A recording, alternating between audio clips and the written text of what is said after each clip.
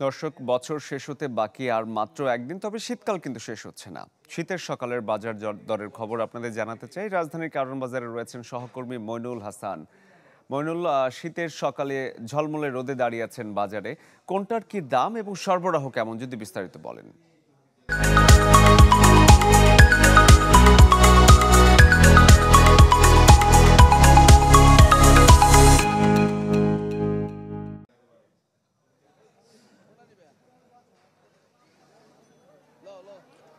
শরীফ, শীতকালীন যে সবজি সেই সবজির কিন্তু বাজারে ব্যাপক সরবরাহ বেড়েছে। আমরা দেখেছি যে গত কয়েকদিন আগে যে বাঁধাকপি এবং ফুলকপি 50 থেকে 60 টাকায় বিক্রি হতো, সেই বাঁধাকপি কিন্তু এখন বিক্রি হচ্ছে 15 থেকে 20 টাকায়, ফুলকপি বিক্রি হচ্ছে 20 থেকে 25 টাকায়।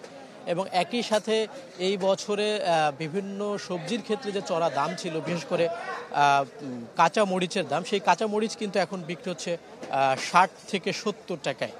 এবং শিমের কথা যদি বলি, শিম বিক্রি হচ্ছে 30 থেকে 50 টাকা, বেগুন বিক্রি হচ্ছে 40 থেকে 60 টাকা।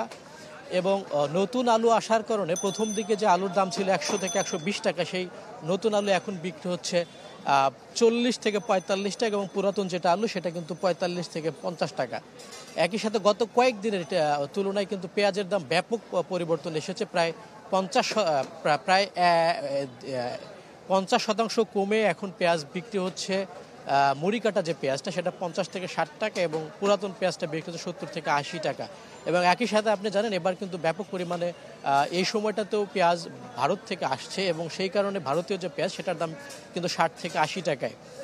এবং অন্যান্য যে শাকসবজি, বিশেষ করে টমেটো, এগুলোর কিন্তু একটু বাড়তি দাম। টমেটো বিক্রি হচ্ছে 60 টাকা এক পিস, লাউ কিনতে হচ্ছে 30 টাকা, পেঁপে বিক্রি হচ্ছে 50 টাকা।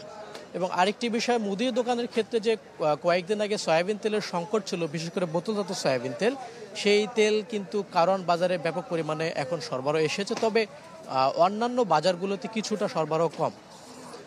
গত কয়েকদিনের তুলনায় ব্রয়লার মুরগির কথা যদি বলি আপনাকে, ব্রয়লার মুরগির দর বেড়েছে প্রায় 14%। এখন বিক্রি হচ্ছে 200 থেকে 210 টাকায়। এবং সব কিছু মিলে শীতকালীন সবজির সরবরাহ যখন বেড়েছে, তখন দামটাও কিন্তু অনেকটাই হাতের নাগালে এসেছে। একই সাথে কিন্তু একটা অভিযোগ রয়েছে যে যারা কৃষক রয়েছেন তারা কিন্তু সেই দরটা ঠিকমতো পাচ্ছেন না। শরীফ, ধন্যবাদ আপনাকে।